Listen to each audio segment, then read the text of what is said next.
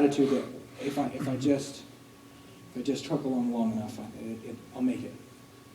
I'll then make a place for myself to obtain what it is that God's got for me. We also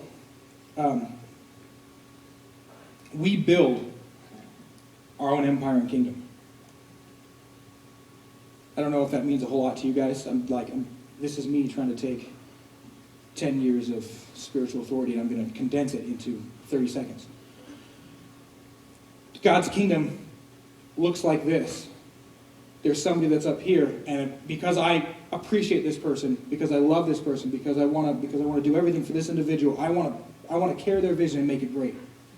You know what I'm saying? That is just the body of a church. We've got a visionary person. They've got this stuff going on. And because I'm excited about the things of the Lord, I want to take that vision, I want to carry it on, and I want to do great things with it.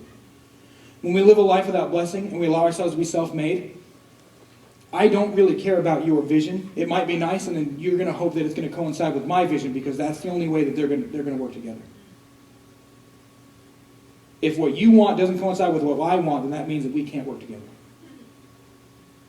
But when you want coincides with what I want, then we can be friends. It's fine. You know, we can be fair weather fans.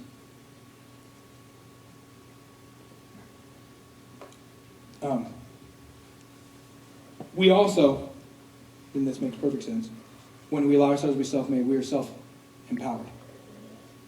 You know, like you run that thing of like when you pray for somebody, it's all from here. There's not a lot going up there, but it's all coming from here.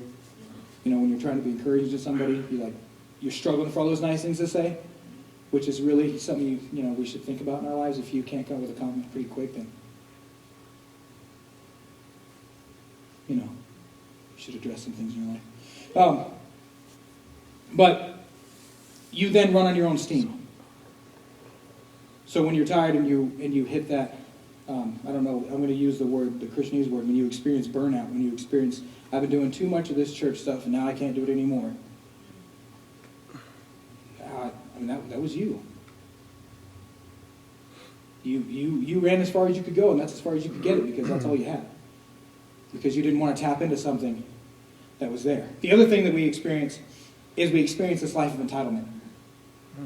This one's pretty simple. It's pretty easy. We run into it all over the place. I run into it all the time. Sorry. That was another moment.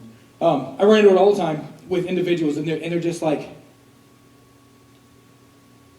this is mine.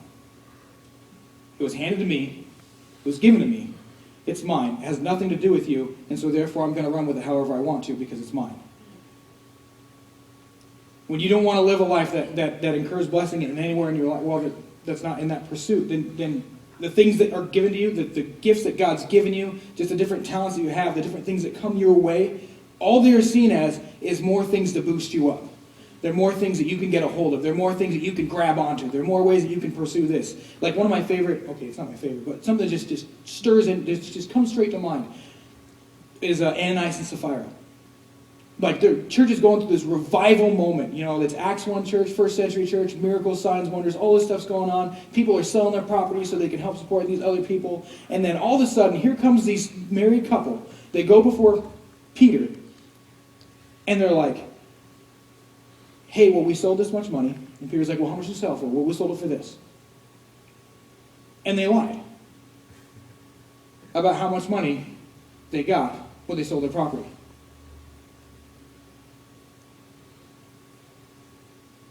I don't fully understand myself, because they sold their property to begin with. I'm not sure where the gain was there, other than you were going to give it away anyway. But they just lied about how much they sold it for. Like they were going to keep what they had already chosen to give. You know what I'm saying?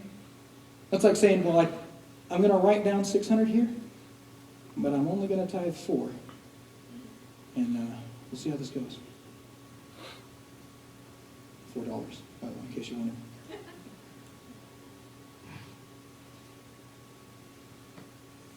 There's no gain there. And so Peter's like, you lied to the Holy Spirit. I'm sorry. You're not going to make it. You're basically going to die. And he drops dead right there. And then his wife shows up, and she does the exact same thing. He gives her this moment. He says, how much did you sell your property for? And so she lies, and he's like, well, these guys are coming back. They just buried your husband, so I'll see you later. I'm not saying that, you're going to drop dead because you lied to God. I'm saying that you run into people who they look at what they have as it's just theirs. And so they live like it's just theirs. And so they hoard it and they hold on to it. And there's no desire to make it better. And eventually when there's no desire to make it better, it begins to fade out. The third thing is fear.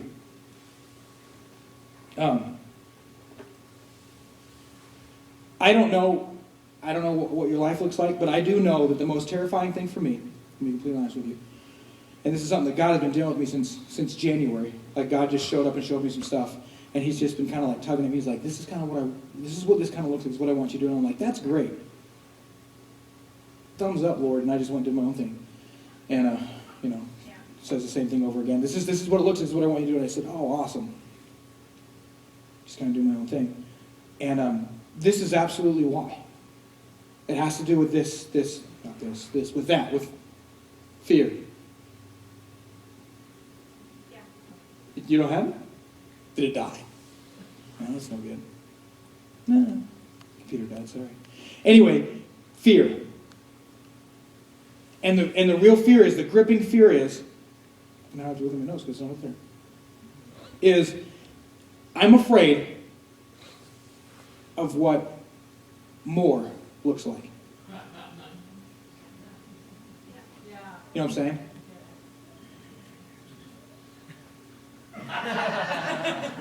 Huh. That's why I laughed. At first I thought, that's a good point, huh? No, it's up there on the screen. Yeah, that's what I'm saying. For some reason, we have this fear of God's going to give you more. He is guaranteed that He's going to give you more. He's handed some stuff. Okay, this is how it works. When God hands you something, He doesn't take it away. He doesn't suddenly go, oh, you had your moment, you lost it.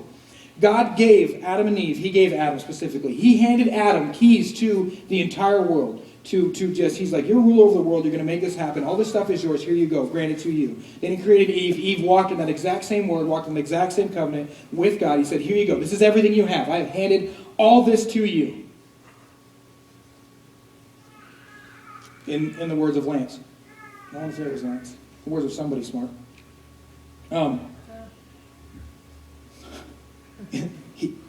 It's not like God didn't know they were going to fall 3 chapters later.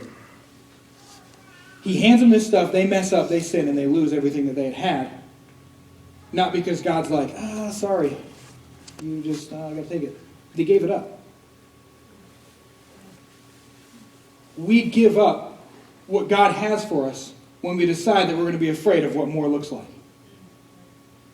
I'm really loving this idea that life is generational and that revelation compounds on revelation. As in, the more that Dano knows, the more he experiences from God, the more he's going to hand on to me. And that's only going to continue to increase from what God delivers to me. We're not going to lose it somewhere. It's just going to continue. Right. Yeah. But if I live in this, I'm going to be afraid of what the more is that God's going to give me. I'm going to be afraid of the revelation. I'm going to be afraid of whatever the gifting is. I'm going to be afraid of whatever the calling is. It doesn't matter. I'm going to be afraid of it, and I'm not going to pursue it. I'm going to be staying in the same spot, the same boat, and eventually I'm going to get upset at where I'm at because I created this for myself. Because I don't want to pursue blessing. Because I don't want to receive that from God. Because I'm scared. Yeah, I know exactly what it feels like. I lived that life for like 10 months. Probably other times in my life, but that one was just like, it was there. God's like, I want you to go here, and I'm like, Thanks, it's weird.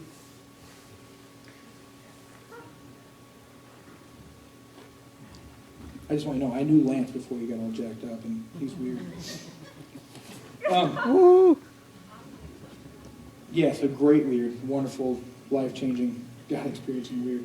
But this is what I want to talk about. This is just this one big thing that I really want to, I just want to hit this. Because as a church, not our church, but as a church, as a centralized, westernized church, we have allowed this mentality of the lack of pursuit of blessing to captivate us in a particular way. Because of, and I really like what this says on page 32 here. It says, the failure to passionately pursue the blessing of God is perhaps the most acceptable selfish trait in the church. We have got it locked in our minds that it's okay to not pursue blessing because that shows a sign of humility.